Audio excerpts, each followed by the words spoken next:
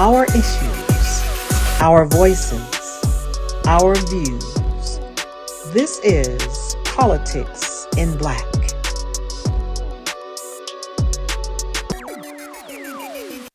What's happening, family?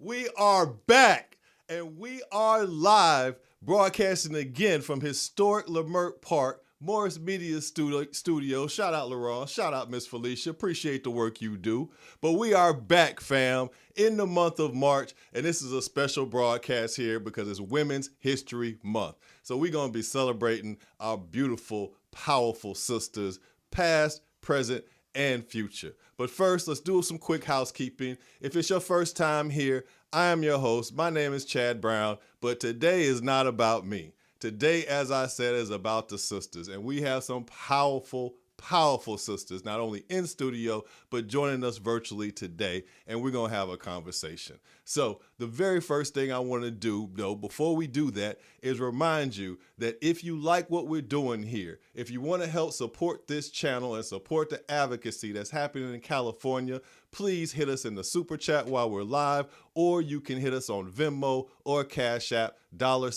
$LEAPLA.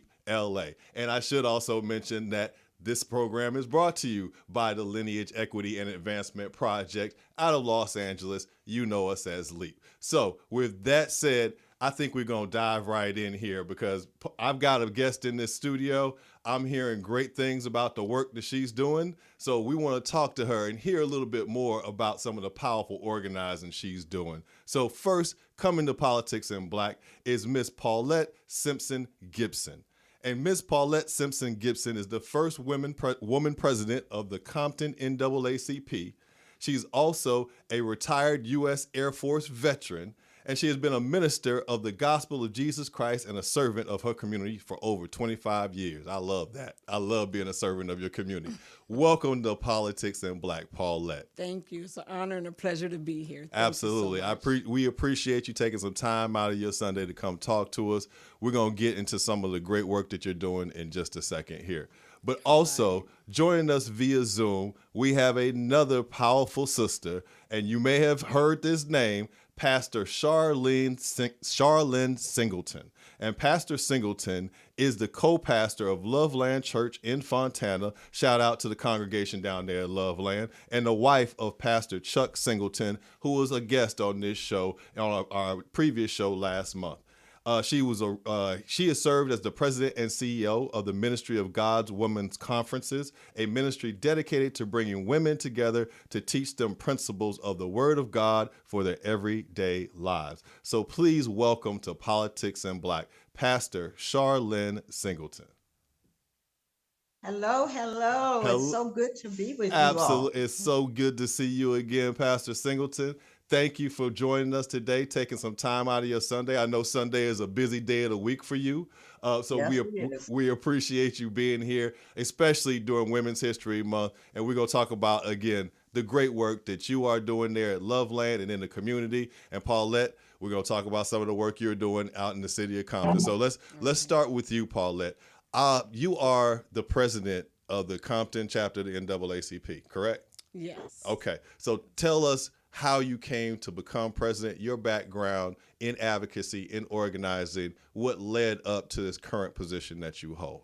Okay, awesome. So I'm actually the first woman president of the Compton branch of the NAACP. Amen to that. Shout out, first woman. Let's go. So I actually got involved in the NAACP when I was working for Torrance Unified School District. Okay.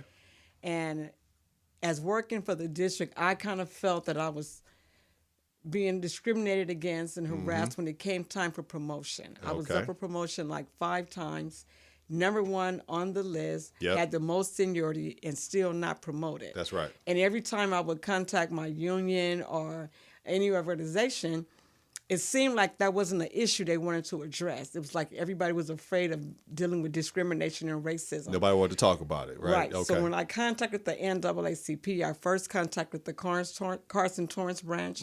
Then I contacted Compton. And then I kind of realized if I wanted to see a difference, I had to be that. You difference. had to get involved and engaged. I figured nobody was going to fight my fight like I was going to fight it. Hey, wait, Paulette. Because one of the rules I have here is when you say something important, we got to rewind the tape and we got to say it one more time. So that last piece that you just laid on the people, lay it on them one more time for me, please. If I wanted to see a change, I had to be that change. Amen. Go ahead. So I actually joined the Compton branch of the NAACP. Okay. And then when I joined the Compton branch, it was people coming to meetings, but 4 or 5 people really wasn't functioning. It wasn't connected to national. Yeah. It was just existing. Yeah.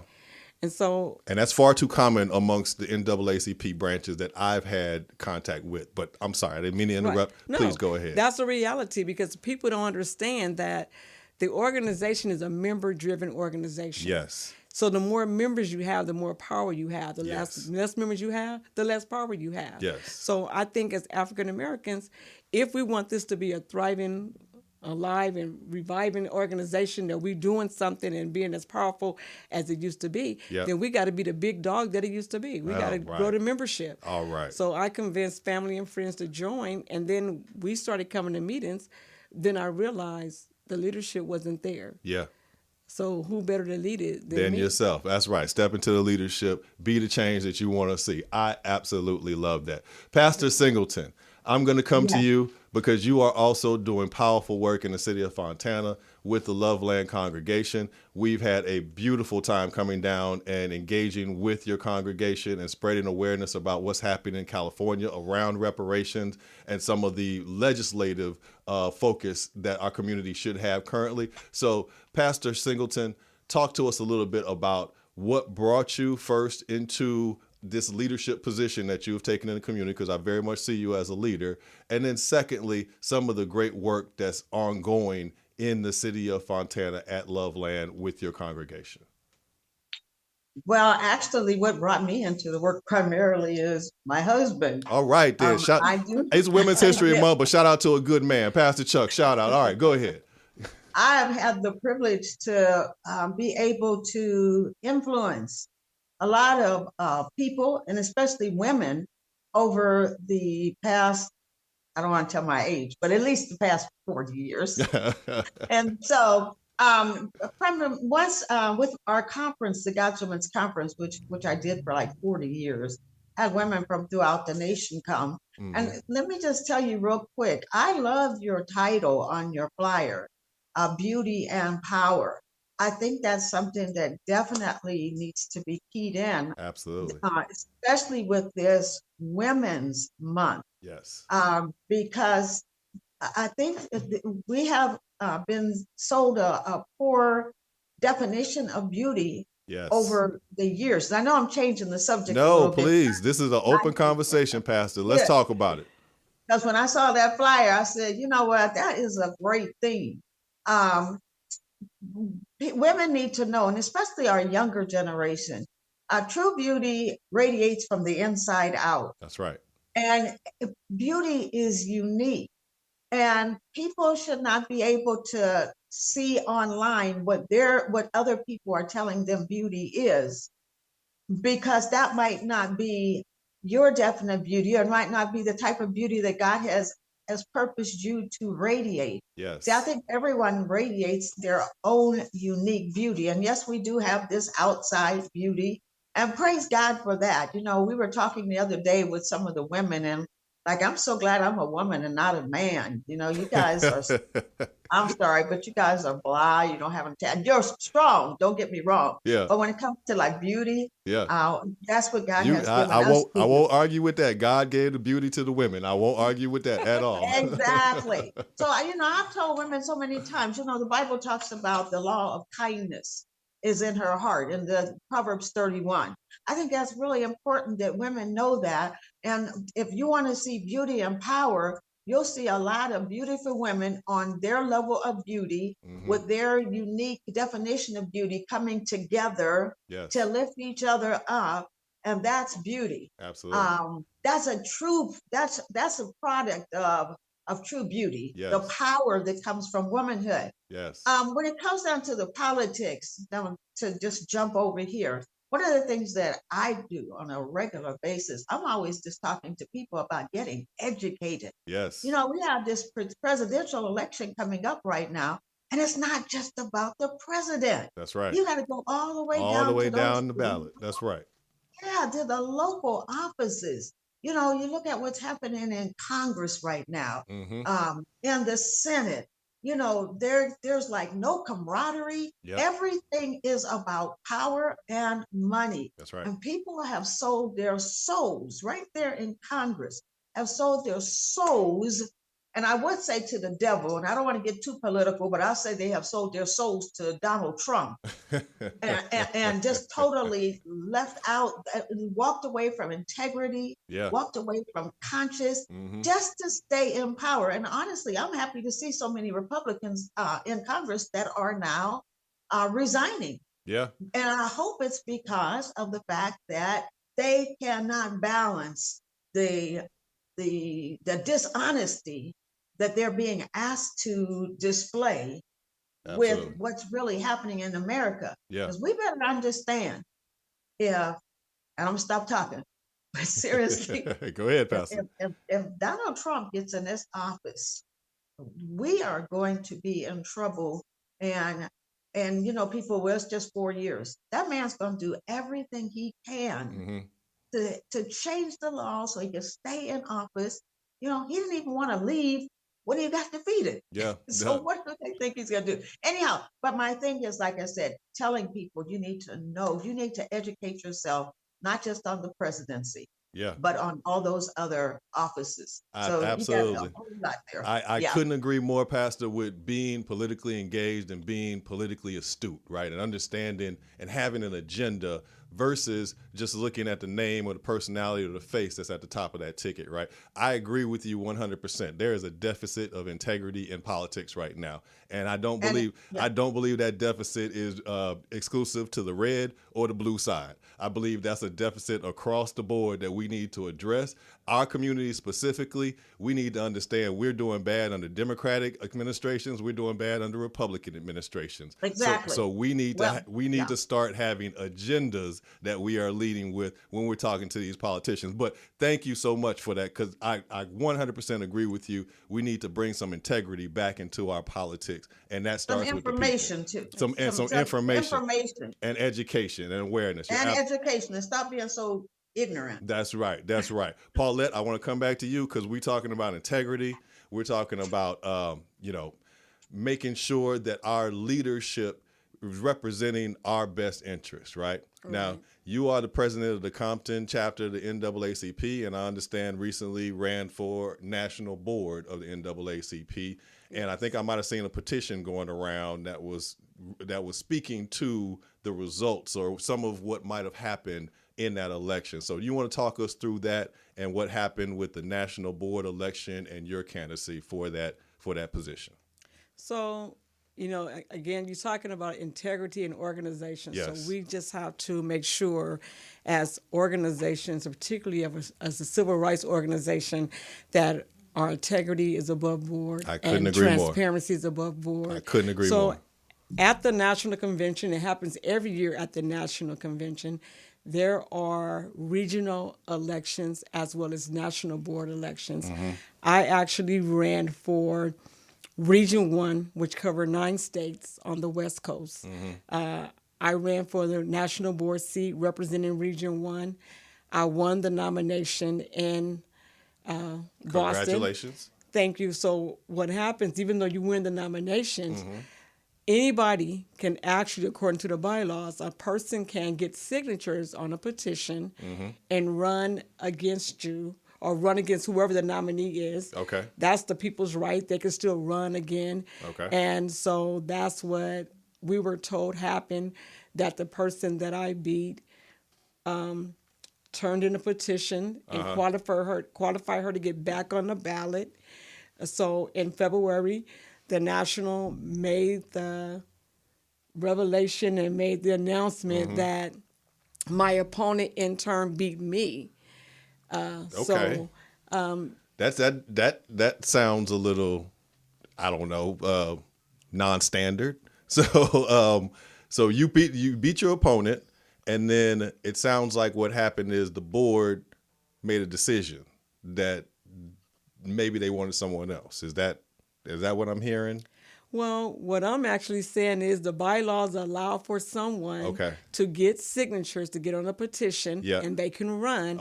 And then what happens, a person that's nominated at the convention do not have to get signatures, right? They're automatically on the ballot. And that was you. That was me. And then my opponent got signatures. And got on the ballot. And then National says that she was the winner. Now, I haven't seen results. No one has seen results. But we got a great organization that told us that she won. And I think that they're honest and people of integrity. And so. No, okay. I mean, you know, and we talked a little bit about this before we got started here. My experience with NAACP, I've been a member of the San Fernando Valley chapter. We have a Los Angeles chapter that I don't see doing much. Is that there is a need for strong leadership. And there's a need for leadership that's focused on our community specifically, right? And I think we see this not only at the national level with some of the messaging coming out of the national NAACP, but we see this at the local level as well, right? With some of the messaging that's being delivered, you know, even to our community in times when we need our interests to be advocated for and not for us to receive, you know, platitudes or, you know, wait till later. We'll come, you know, let us do this first sort of thing. So I want to get your thoughts just on the general direction of the NAACP, because you're obviously very involved here locally in Compton. You ran for the board, you got the nomination, which means you have support, right? What are your thoughts just on where the NAACP is today? So I think the organization as a whole, you know, there's local, then there's state, and then there's national. And so the national kind of steers the direction of the branches across the country. And we have a national board, and that's why I ran for the national board. Because I feel like the people have to take the power back. The people have to steer the direction of the organization. I think right now the direction that's going from the national board, and it trickles down to the community. But I think part of the reason I ran is because I think the national got to understand that politics is local. And that if you don't empower your local branches to do the work, that's where the work is done in the local communities. So changes are made at the bottom, not necessarily at the top. I couldn't agree more. Right now we're operating as a top-down organization, so it might need to be rethought about to where they need to operate more from the bottom up. I like that. But I think in the next coming year or so, as you know, as people challenge these national board seats, as they step up to stand out in their community, it's going to take leadership. It take people of integrity to run. And you may not always win, but get in the game. You can't win if you're not in the game. And if they know you in the game, they can't keep keeping you down. They may keep trying, but if enough people start stepping up, somebody gonna get in. It ain't necessarily me.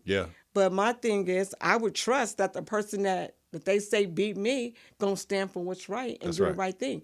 But we gotta hold their feet to the fire. There's gotta be accountability there. Right. We can't expect people to do the right thing unless we kind of sometimes gotta make them.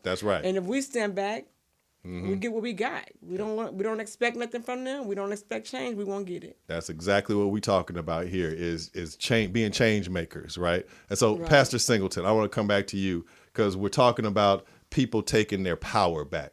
And each time I've been down to Loveland, that's what I felt. I felt that the people that are in your congregation, that are in your community, you are empowering them.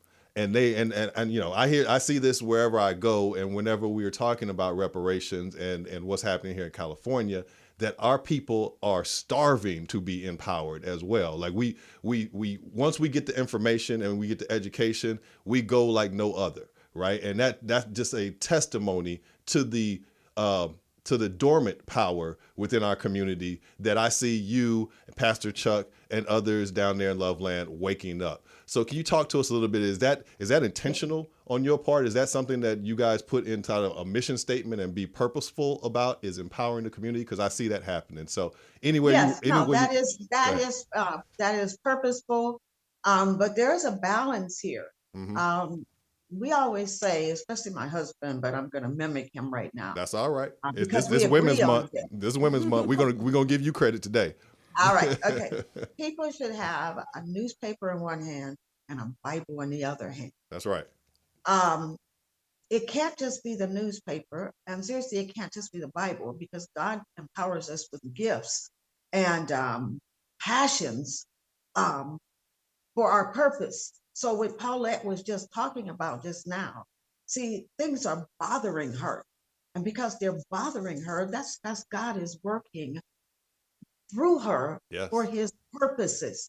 Now, so when it comes down to the reparations, and you've been to the church a few times for our reparations conference, Mm-hmm. and a big part of reparations, seriously, is informing people as to what reparations are about, Mm-hmm. and and and knowing enough of what the Bible says about justice, so that those people that are against reparations can come around. Because and even the people that are for reparations have to know it's not just about money, it's equal opportunities Mm-hmm. across the board. And that's what we have missed out on. We had a pastor, Pastor Kojo. He came, Pastor Kojo Sumney, from Ghana, Mm-hmm. West Africa. Yes. And he came right after you all the next day. And he was so indignant when he said, the reparations right now, they're saying you're most likely going to have to be able to trace your ancestry, at least somebody that was a slave. Too many of the points there are saying that. And I'm not necessarily going to say I have a problem with that, but I do agree with what he said. Mm-hmm. He said, all you got to do is look at our culture. This is not the United States. That's not our original culture. Mm-hmm. Look at our language. We don't even know our language. He just went down the line and showed everything. Why do you have to go? He's like, why do you have to go back to your slavery days? That's how you got here. Look at the color of your skin, et cetera, et cetera, et cetera, et cetera. Yeah. Mm-hmm. So once again, I think that we have to educate people. It's not easy, and a lot of people don't really care. Uh-huh. That give me, but they're not ready to do the work. That's why I so admire, Paulette, what you said a moment ago. It's not going to be easy. You might not win. It might not even be about you personally, but you are doing something to make this world a better place. So yes, Absolutely. we are intentionally educating our people and getting them out. And seriously, even for our church, sometimes it's like pulling teeth Mm-hmm. to get people there, because they just don't understand. As the ball gets rolling down the hill as a snowball, Yeah. people get more and more interested. But there's always, that's called grassroots. That's And you right. got to be ready to be part of the grassroots. That's right. That's what we're talking about, right? Bottom up, from the grassroots. So we're running up against time here, but Paulette, I did want to ask you one more question just about the city of Compton, right? Because when I moved, I'm not originally from LA. When I came out to LA, in my mind, city of Compton, that's where we were at, right? That's where our people were at. I got here and I quickly learned that's no longer the case. So I want to hear a little bit about what's happening in the city of Compton, just for the viewers that might not be in California, might not be in Los Angeles. We need to understand what's going on with our people specifically in our what are thought to be our historic neighborhoods. Right. So Compton, as it used to be known maybe as a black city, but right now African American are minorities, or blacks are the minorities. Yeah. So what we're doing with the NAACP, see, there are some things that we can control and some things we can't. Absolutely. One of the things that we started doing, we know the justice system is not fair to our people in the community. So one of the things that we're doing, we'll be in court this Thursday. We do what's called court watch. We show up in court and observe judges and prosecutors and public defenders to make sure that things are happening right in the courtroom. I love that. Make a because file we know, on them. Yes, right. I love And that. one of the things, we go elections, we vote for judges, and these are the same judges that are hanging us and putting That's our right. people. So what we do in court watch, we observe the judge for a couple of reasons. We want to make sure what happens in that courtroom with African Americans is fair and equitable. Yes. But we also want to make sure the judge that we voting for is right by us. That's if right. the judge is not doing the right thing, That's we right. want to vote against that judge. That's right. So we want to be able to tell the community community, this is a good judge. This is a judge you shouldn't be voting for. So that's one of the things. We got to do a better job with the educational system. It's really unfortunate that our leaders look like us, but then we have more issues and problems than anybody else. That's an issue. So okay, that's another rewind moment right there.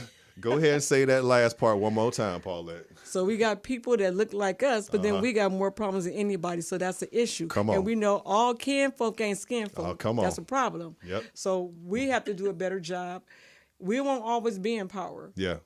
And we're not saying we should be discriminated against anybody else. That's but right. we ought to be looking at our own. We should charity, have equity. even the Bible tell you that charity starts at home and That's spread right. abroad. That's right. So why are we looking out for our own? That's right. The other thing that we want to do in Compton is we want to teach black kids how to start their own business because we believe when you own your neighborhood, you could be empowered. That's right. And you don't have to, if you own your business, you don't have to worry about when people them come out of jail if they can get a job. If they can get a because job, you own we a can business, hire our hire own. your family like everybody else. That's right. We're not saying we're going to put anybody else down. We saying we're going to empower our own. That's right. Well, because we have to do that. Well, I'm telling you, I can think of no place I'd rather be on a Sunday than surrounded by these powerful sisters right here, because my skin is tingling talking and hearing about the things that you are working on, because I absolutely love watching the judges and the prosecutors and the police officers and informing the public on how we should be viewing them when voting comes around. So I please continue to do that.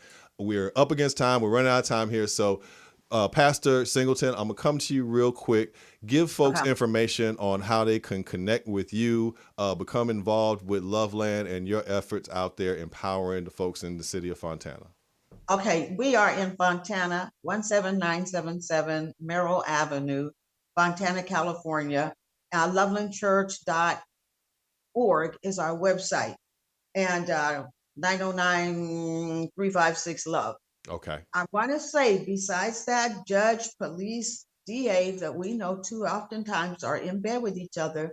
Another big giant problem here is the privatization of jails. Yes. Where people are making money to lock up our young people. And I praise God for that watchdog, because too many times our young Black men in their prime are being offered a plea bargain for 20-something, 25 years for something small. So there's just a whole lot there. And I know you're running up against time, but that privatization of jails, that's something that bothers me. And I have a number of relatives right now that are in prison, and the conditions of the prison, prison is nothing but legalized slavery. Yeah, absolutely. Absolutely. Go ahead and say that one more time, Pastor Singleton, so we can make sure that one hits home. Amen. Amen. It's legalized slavery for our Black and Hispanic young men. And if you want to destroy a nation, that's what you need to do. Get their guys impale their guys, take their power away. That's right. And that's what's happening in America. That's right. And so, and once again, so Paulette, y'all keep on doing that watchdog stuff with the judge, the police, and the DAs, because November is coming and people need to know who to vote with. That's right. Vote for them. We do this a lot. I have a show called the Charlene Singleton Show. And the closer we get to the elections, we definitely talk about these things at Loveland. We register people to vote. We make sure that they're voting. We talk about it from the pulpit. And Pastor Chuck gets in trouble a whole lot because of this whole theme of justice. Yeah. Justice did. Oh my God. I'm gonna say one more thing. And I'm gonna stop. Go ahead, Pastor. Listen, as long as people are looking to the government to help them as their savior. Okay, we are the government, but we have to help. When President Obama got elected, I stood up in the pulpit and I said, you know what? Anybody just looking to President Obama and think he's going to make everything all great, that's wrong. You can't look to a man when you need to be looking to God. The Bible says, if my people who are called by my name will humble themselves and pray and seek my face and turn from their wicked ways, then I will hear from heaven. I'll forgive their sins. Okay. But that's what happens. We have too often just forgotten about God. Yeah. Easter. Okay, I'm gonna stop because you're on the time. No, Pastor Singh. No, Pastor Singh. I appreciate that word. I thank you so much, and I agree with you. We do need to be looking to our faith in God, and as God tells us, we also have to put some work in, right? And that's newspaper in one hand, Bible in the other hand, with some shoes on your feet. That's right. That's right. And I'd be well said, a sacred place for a shotgun in every home, right? Miss Paulette, we close us out here. Tell folks how they can get involved, help support your efforts with the Watchdog, because that's important work. So let folks know how they can connect with you. So I just want to say also, thank you guys for having me today. But thank you to all the leaders in the Compton NAACP. Yes. Because I couldn't do what I do without them as a team. Absolutely. A good leader is because they got strong followers and vice versa. That's right. So my team, we love Court Watch. So anybody that want to join us, you can reach out to the Compton NAACP at 310-763-2002. We go to Court Watch, and anybody, you don't have to be a member, you can volunteer. We'll be at Compton Court this Thursday at 8:30 a.m. on March the 28th. But you're welcome to come anytime. Call us, give us your information, and we'll reach out to you, and you can invite them out. So anybody's welcome. Yeah. So thank you again for having me today. Thank you for being here, Paulette. Thank you for the work that you continue to do in the community to bring justice about, right? Because that's all, we're all like-minded here, right? And today what we're doing is we're celebrating the sisters, because I think too many times the sisters don't get the true credit. I see all the work that's going in. So I'm happy to sit here, and I'm happy to give love to all you beautiful, powerful sisters who are doing work out here in California and around the nation, because I see it happening. And I know what I see, we're going to be successful. So I think we're going to take a quick break. Is that right? But hit us in the super chat once again, or on Cash App or Venmo at LEAPLA, $LEAPLA. We're going to take a quick break. We got two more beautiful, powerful sisters that are going to come talk to us about their ancestry and the history of some more beautiful and powerful people. So stick with us. We'll be right back after this break.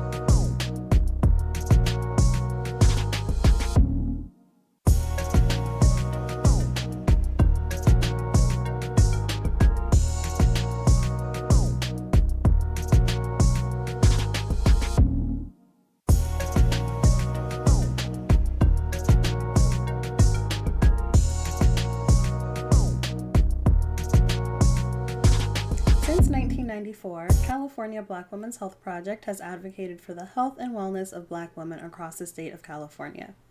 Here are a few tips to stay safe this fall and winter. Check with your primary doctor and stay up to date on your flu, COVID, and RSV vaccines. Stay home if you are feeling sick to help stop the spread of germs and viruses. Take a test if you feel any flu or COVID-like symptoms. If positive, contact your primary doctor to find a treatment that works best for you.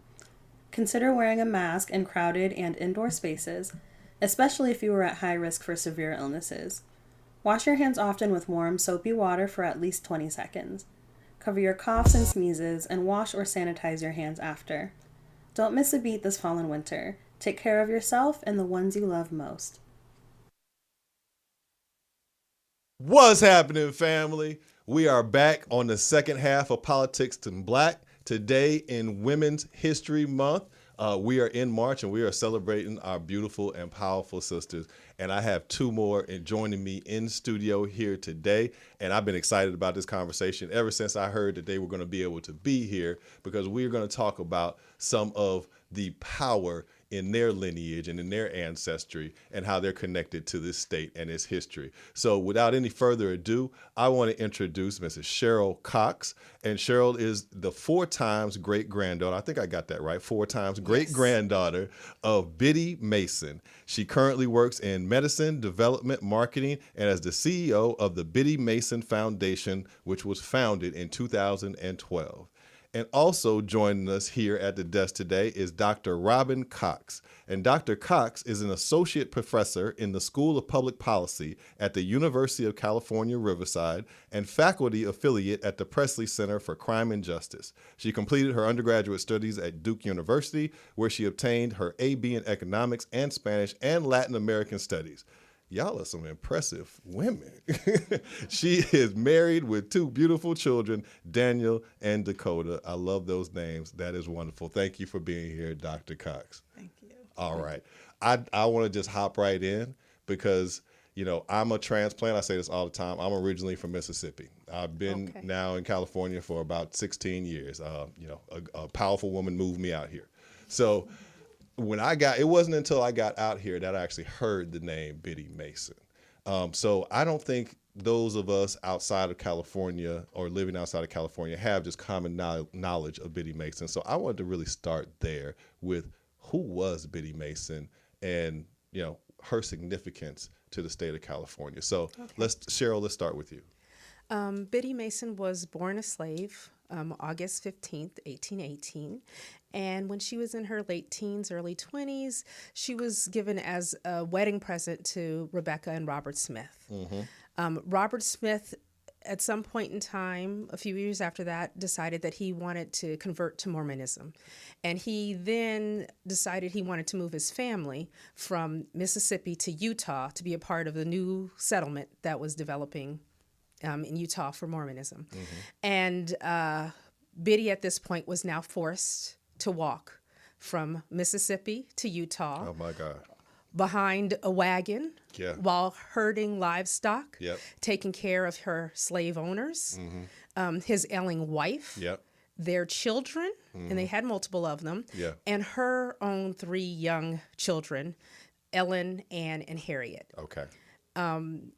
That was a tremendous task to ask of anybody. Absolutely. You know, nowadays we think about we drive somewhere, we fly somewhere, but she actually had to walk from Mississippi to Utah while being in charge of everything pretty much, you know, on the ground. And too often that's the story of our ancestors enslaved and forced to do, you know, what seems to be superhuman at this point and living in this world, right, that we live in. That's incredible. So thank you for sharing that. So we're in Utah now, and Dr. Robin, can you pick up the story there, or Cheryl, you want to continue? Yeah, I'll continue for a little bit, and then I'll pass it on to Robin. Keep on. So then now they're in Utah, and he, you know, tends to like to jump on whatever is the new hottest thing. Okay. So he decided now that he wanted to be a part or see if he could get some money out of the California gold rush.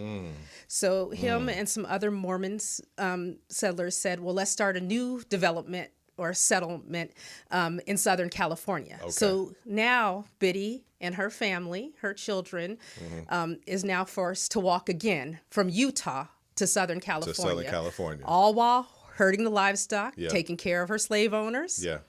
their children, his ailing wife, Yep. her children.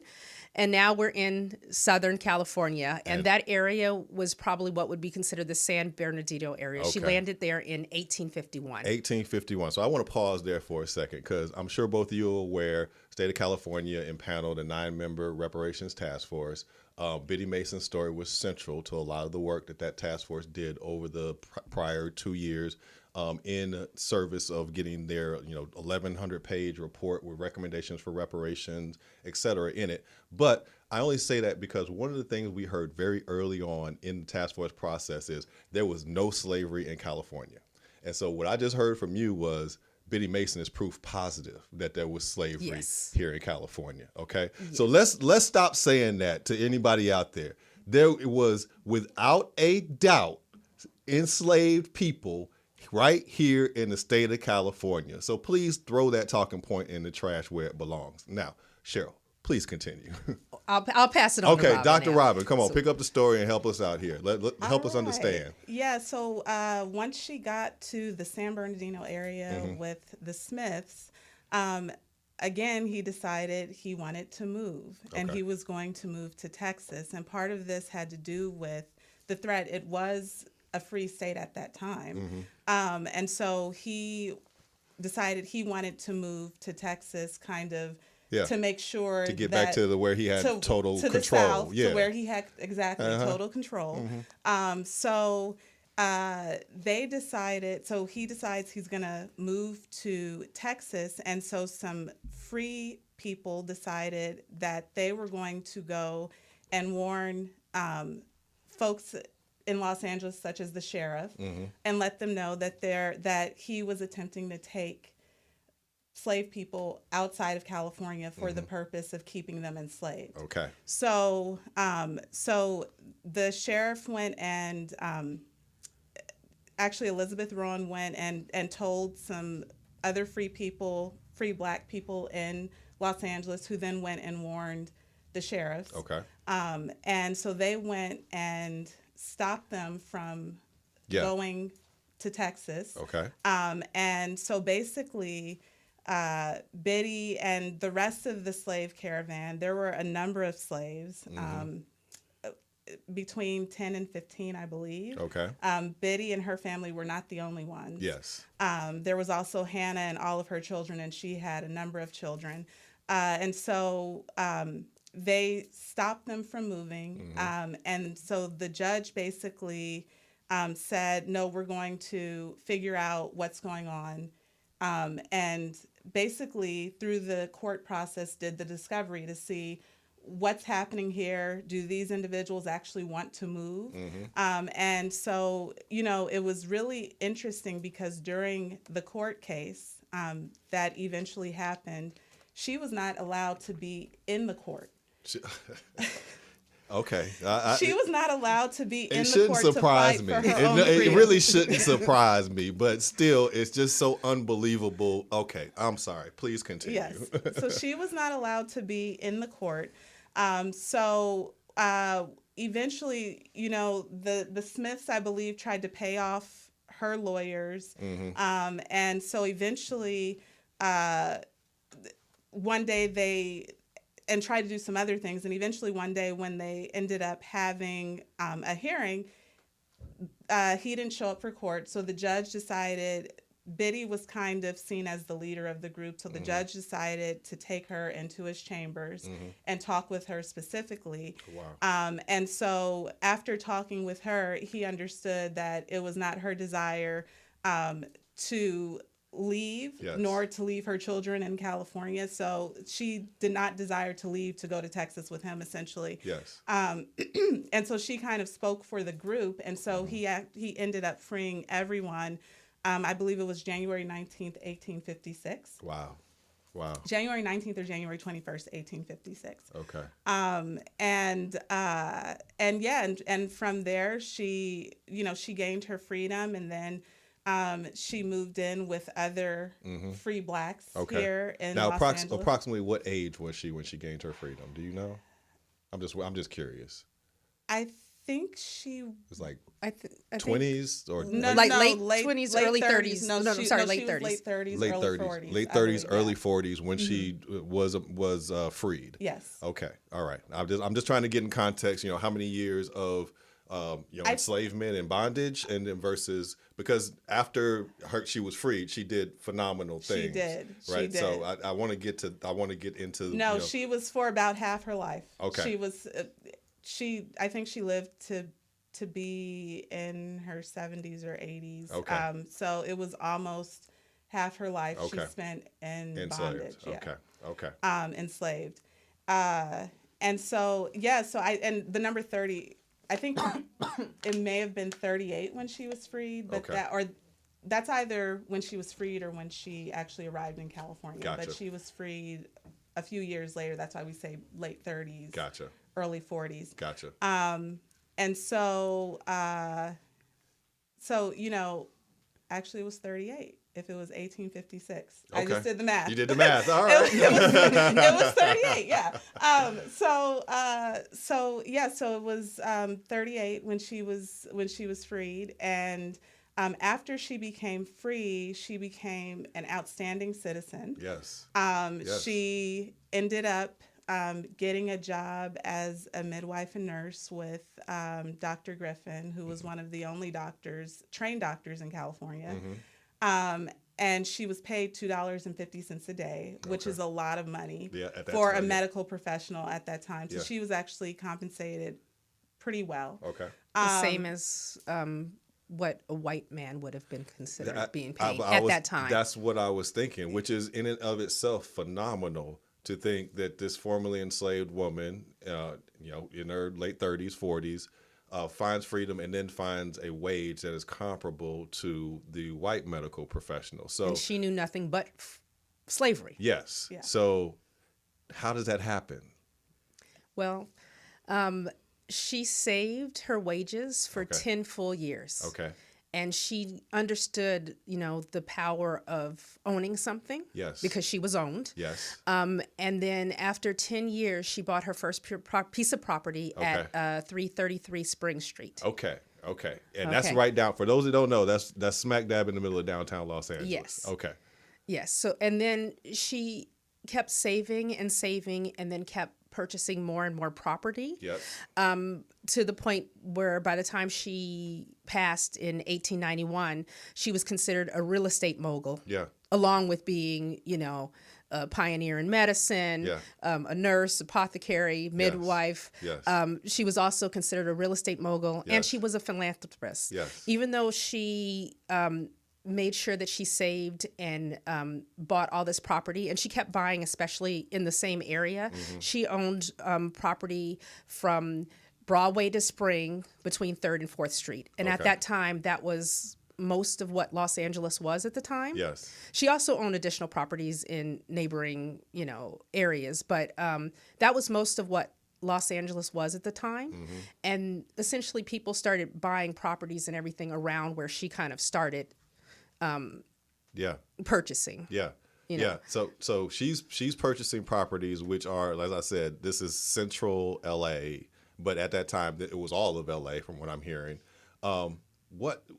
So I know California in name was a free state, but we still know the conditions in California weren't conducive for us to acquire this type of property. So I'm just astounded that she was able to do this at this time, despite, what I'm sure was a lot of people that didn't want to see her acquire these properties. Am I accurate in that? She was extremely tenacious, Okay. and she accomplished something that most people in general couldn't do, let alone being a person of color. Yes. Let alone being a woman, period. So yes, she was able to do a lot. And on top of her being able to amass great wealth for herself, mm-hmm. she was very big into giving back to her community. Yeah. And she considered Los Angeles her family. And she had a saying that the open hand, she had a saying about the open hand, the open hand oh, sorry, help me out here. It's not a problem. It's not a problem. The open hand is blessed. Yes, for it gives for an it gives abundance, even as it receives. I love that. That's absolutely true. Yeah. So she believed in giving. She was willing to do and see people that other people weren't willing to see. She crossed the racial barrier in her medical field in terms of she treated everybody, whites and blacks alike. And there were plenty of white people who actually wanted her to treat them. But on top of that, she made sure she filled whatever needs the city needed. So there were times where the city was going through droughts or smallpox epidemics or different things like that. And she was there and willing to give. She opened up markets and left open tabs so people could get whatever they needed during whatever struggles they were having, whether that be food or, any other necessity they had in life. She made sure she fed the homeless. She housed the homeless. She had a foster program in which she gave to children who lost their families. There were no schools for blacks to attend, so she made sure she started a school for blacks to attend. And then also on top of that, she understood the power of God and was really grounded in her belief in her Christianity. And she knew that there needed to be a church for blacks to worship at. So she then founded the first FAME, which is the first African Methodist Episcopal Church, which at the time was the first black church in Los Angeles, and to this day is the largest black church in Los Angeles. Wow. Yeah, and you have to realize that back then, a lot of the political activism also happened through the church. Absolutely. So it was also to provide a stake in helping to create the community. But hopefully, people can hear that she wasn't just. I see a lot of things written about her where it says that she was a pioneer of the black community. But as you can hear from her story, it wasn't just the black community in Los Angeles.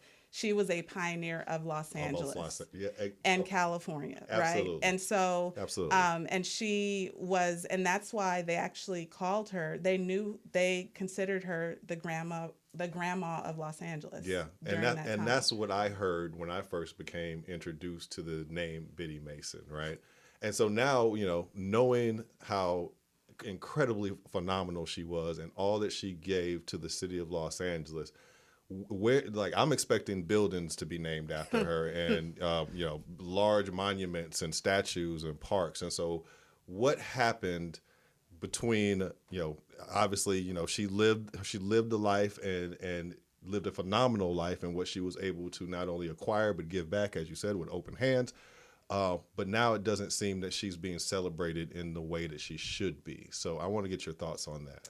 Yeah, I mean, when we were younger, Tom Bradley, who was a phenomenal mayor, I believe the first black mayor of Los Angeles, he was very much so and instrumental in celebrating her and pushing her story out there. He was instrumental in the Biddy Mason Park / parking structure that's where her homestead was in downtown Los Angeles on Spring Street, where they have a wall there erected that displays her story. And so and he did some other things. So he pushed that once he became mayor. But there's not as much. I think people over time are hearing more and more about her story because there's a lot of, today, a lot of the new generation learns through TikTok. And learns That's right. And learns through YouTube. I got 2 teenagers in my house. I understand exactly what you're saying. Because I have a teenager.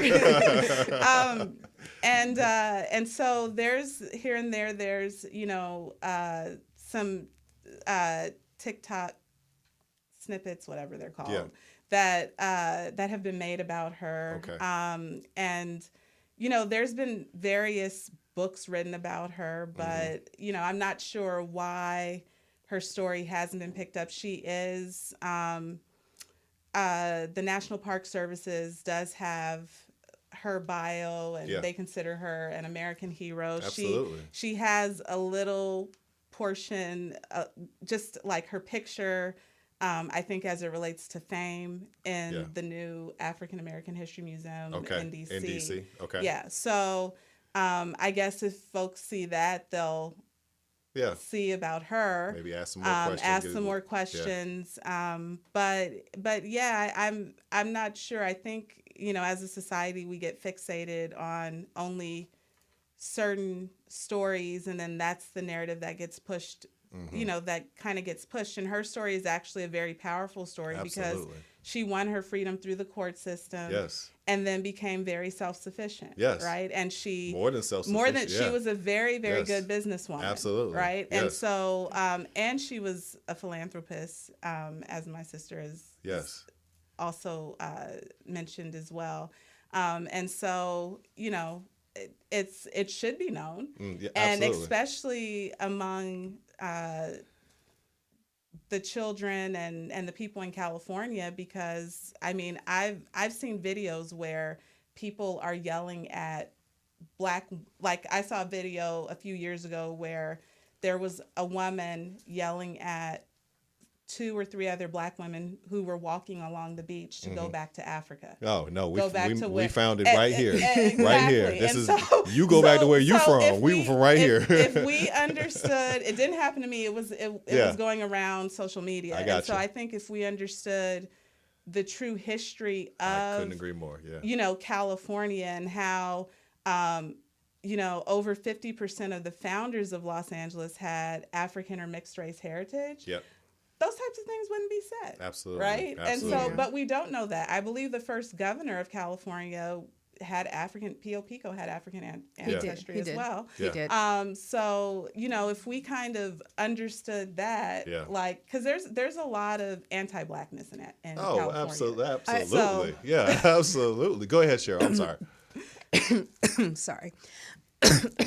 I'm sorry, I'm choking. That's all right. We're talking about good things here. We might get a little choked up. It's all right. Choked up. I feel like we put a lot of emphasis on telling stories of white America, and especially of white men. And I feel like women of color, and especially Black women, are just under recognized, and nobody takes the time or effort to make sure that they get their due. And nobody's willing to fight for them in the way that they fight for everybody else. Yeah. I feel like there's no reason, if there's like Wilshire Boulevard and James and Wood Street, and even P.O. Pico, like, yes, he did a lot, but the amount that Biddy Mason did for Los Angeles and in the area of Los Angeles is so much that we can't name anything after her. There's not a post office.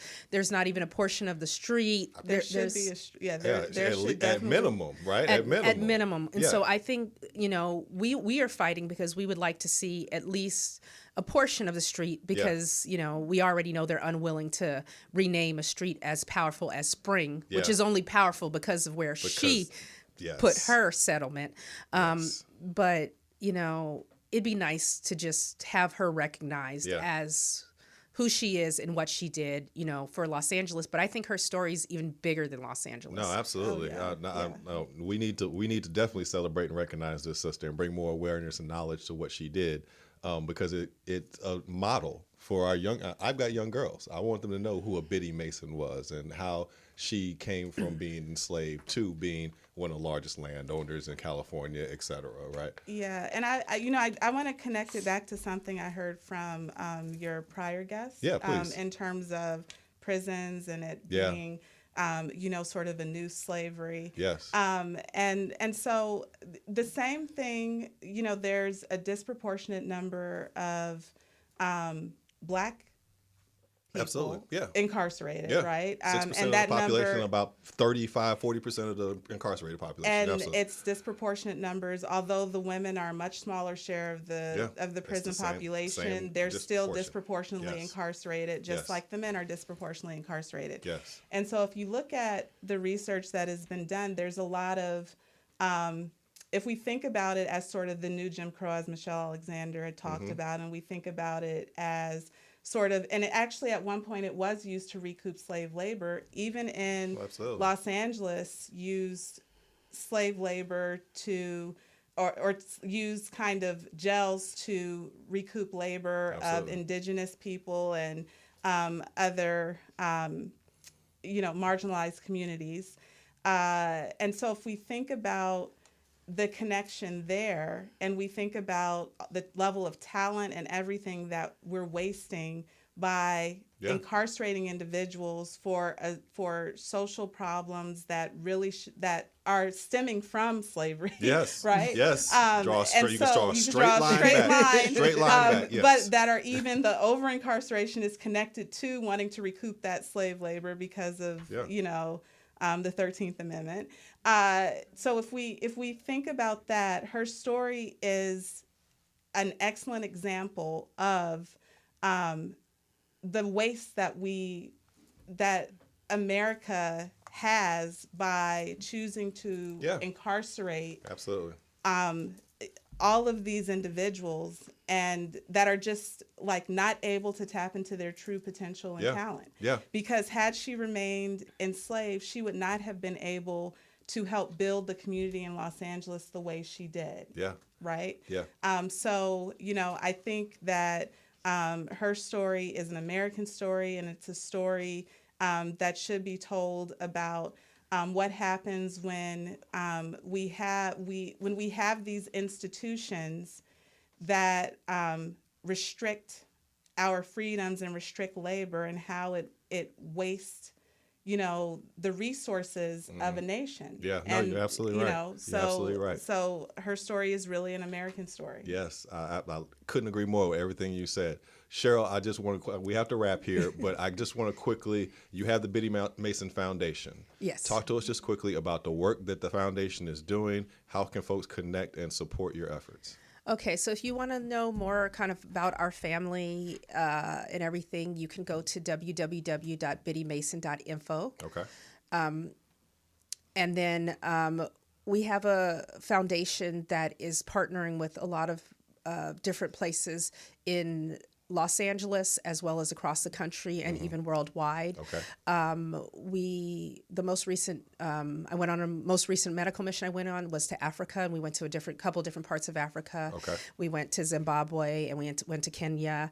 But we also partner with different groups that feed the homeless, with different groups that help in providing homes and things like that to all of our recidivized youth. Yes. So places to kind of help segue them back into society. Yes. We give backpacks, at the beginning of school year, and sometimes we go again in the middle of the school year. Especially we try to kind of stick with a lot of the homeless youth, but we do it with other organizations as well. And so we just try to make sure that we partner with different groups and work with all the different types of ways that Biddy Mason was able to reach out and do development. So we do. Absolutely love it. I love it. And thank you, sisters, for the work that you're doing. Thank you for being here. Thank you for keeping her legacy alive. This is a story that I think we need. We're in Los Angeles. There should be a movie about Biddy Mason. Talk to these sisters, right? Executive producer sitting right here. But again, thank you for what you're doing, because I firmly believe that we have to reimagine or resurface our collective pride. And stories like Biddy Mason, these are things that we need to know and we need to be prideful about, and we need to wear it on our chest. So I appreciate everything that you sisters are doing. Thank you for being here. All right. And happy Women's History Month. Thank you for having us. Absolutely. Thank you. Absolutely. And shedding a light on our great grandmother Biddy Happy Mason. to do so, and we're going when the movie's in production, we're gonna have you back to talk about that. All right? Okay, sounds good. All right, so we have come to the end of another episode of Politics in Black. Before we get out of here on Women's History Month, I did want to take just a quick personal moment here to give heartfelt condolences. We lost a family member yesterday. Her name's Susan Jensen, but to everyone that loved her name was Sue. And she was born April 28th, 1950 in St. Paul, Minnesota. But she moved out to Los Angeles, and anyone that ever met Susan Jensen, you were a member of her family, and she showed you love, and she was an ally to our community and to our interests and to our agenda.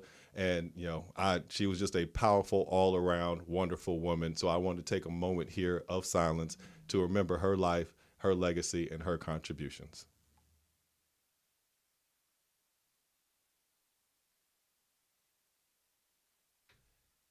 Thank you, Sue Jensen. May you rest in power. And with that, we've come to the end, folks. You know what's going on here in California. Plug in with CJEC. We've got legislation moving right now to create a California American Freedmen's Affairs Agency to create the first ever fund for reparations and restorative justice in the California State Treasury. We also have some exciting bills from Senator Bradford that are addressing some of the inequities we see in housing and home ownership. So tap in, fam. Get engaged, get involved, sisters, brothers alike. We need you all to understand what's happening, to be aware, and to engage in this movement and this fight. So that's it for this episode of Politics in Black. We'll be back again. Stay tuned. You'll hear from us. Peace.